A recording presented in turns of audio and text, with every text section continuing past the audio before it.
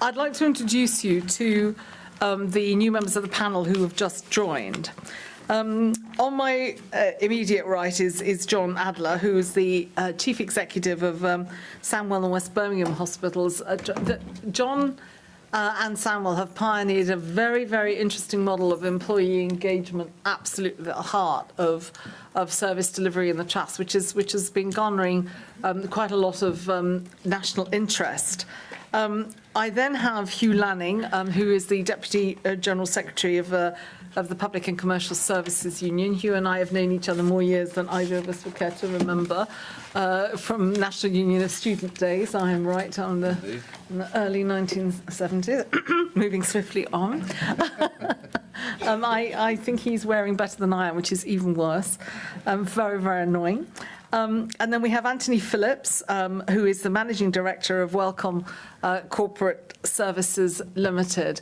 What I'm going to do is to ask the three new members of the panel, literally for 3 minutes, to give their condensed view of what the immediate challenge we now face is. And then I'm going to go straight into questions and comments from the audience. So can I start with you, Anthony? Go on. 3 minutes. I think the challenges that people face. Can everybody hear me at the back?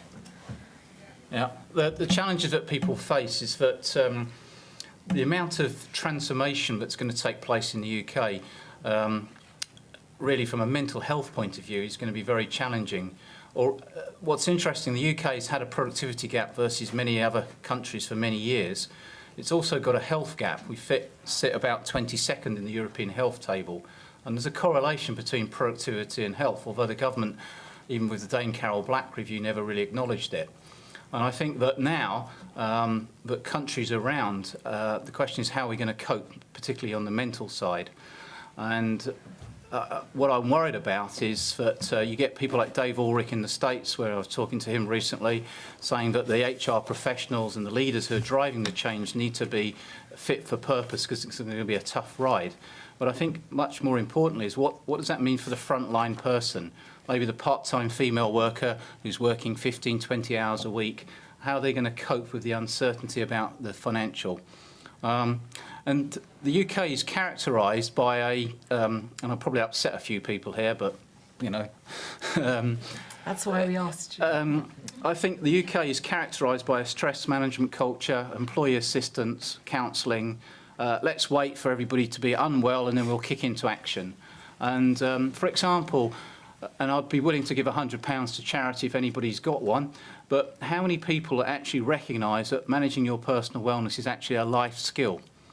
And do you actually offer a qualification in it, for example? Now, that exists in the UK now, thanks to some forward-thinking employers.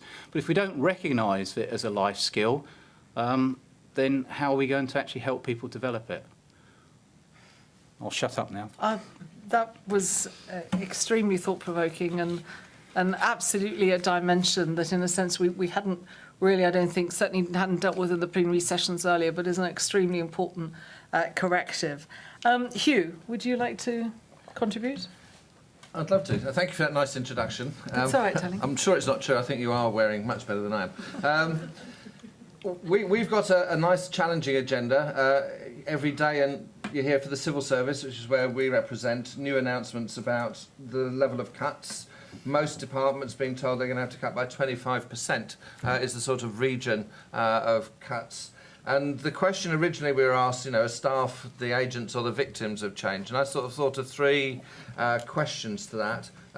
And if the answer is yes to all of these, then maybe we are agents of change. And if the answer is no to any of them, we're probably going to be the victims. First is, are there any shared objectives that we have with management in the process? And if you like, the consultation that government's just gone out to all public servants, seems at the moment we've decided to slit your throat, pick your knife, and decide which way you're going to be executed, is the level of consultation. Whereas if what they were saying is, we want to avoid compulsory redundancies, we know you're worried about your jobs, how do we avoid that happening? Then I think they get a very different response to what they're saying at the moment. The second question is, what is the process? Is it one of constructive engagement? And there's a lot of talk of consultation. But our experience is when the going gets rough, management actually don't believe in that in the public services, and they reach for the stick. Maybe it's their public school backgrounds that do it at the senior level of the civil service, but it seems to be the only thing they know when it comes to it. And we've talked for 2.5 years, I think, about work and well-being. All they talk about is sickness absence, and that seems to be the difference. And they'll be judged, I think, by the process. And people can read the body language, and when the body language is cutting pensions, cutting redundancy pay, and cutting jobs, then it's not that difficult to see what the intent is. The third area is about the method of communication. Is it genuine, transparent, face-to-face, and is it credible? Do people believe what management are saying? To say they're not very good at it is probably an understatement. There was a civil service unique survey across the whole of the civil service that was done, which said that they were really bad on management of change, and we asked them to have a plan to change how they did things. And we were asked, did we want to say anything by way of introduction or around the survey? And we said to people to participate.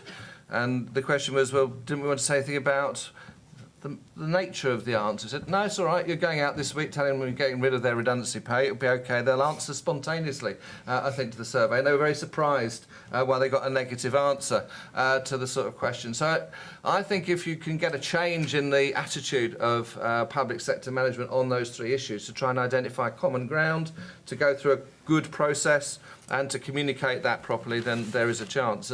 At the moment, it's looking bleak on all of those questions. OK, Hugh, thank you very much indeed. John? Firstly, I suppose I should, in my own defence, being one of those overpaid fat cats that you read about in the Daily Mail, I should say that I went to a comprehensive school and drive a Skoda, but beyond... both true. But more seriously, Sandwell West Birmingham Trust, where I work, just to put it in context, it's a £375 million organisation, about 7,000 staff, so it's pretty big. I mean, by NHS standards, it's just large rather than enormous. But the reason I think I'm here is, as Nita was saying, we've been involved for a couple of years now in doing some relatively innovative work around staff engagement. Why do we do that? The reason is quite straightforward. For years, I personally had been frustrated, as I think many people in the public sector are, by the fact that we have very high levels of, one of the earliest speakers was alluding to this, very high levels of motivation and vocational drive and professional drive and pride, but really, by general standards, very poor levels of overall engagement with the organisations for which our staff work, whether that be at local level or the NHS as a whole. And that has been a huge frustration for me, because it leaves us, I think I would characterise it sort of on half power the whole time. And of course, we've been having a hell of a lot more resources in the NHS over the last few years, which has been great. And looking forward, we still look like doing relatively well compared with a lot of the public sector, rightly or wrongly. So it's a bit embarrassing that we aren't absolutely charging forward and doing more and more better and better and better things. And I've always felt that the problem with that has been one around staff engagement. I think everybody's known that, but what we haven't known is what on earth to do about it. And I've been as much as guilty of that as anybody else. And then quite by chance, probably about 2.5 years ago, I was at a national meeting and somebody did a presentation of some work done in the southwest region of the NHS, which was a thing called Listening into Action, which was essentially, and like a lot of the best ideas, not at all rocket sciencey. All it was a way, a mechanism of getting staff engaged, working on all the same principles that we've heard about already today, so I don't need to go into any of that. What was interesting about it was an actual mechanism for us to get our fingers out and do something about it. And I haven't got time to get into the detail, but essentially it was about very high energy ways of getting staff together, frontline staff, all disciplines, clinical, non-clinical, doesn't matter at all, very non-hierarchical, and asking what was wrong, which is with the present situation, which, as you can imagine, is a heap of laughs, and you have to have an extremely thick skin to do that, by the way, because you get a lot of feedback. But that's fine. You've got to start in that way. But then the beauty of it is you very, very quickly move on to, OK, so if that's the problems now, what are the priorities for, what needs to change and what are the priorities and how are we going to work together, that's very important, to do something about it.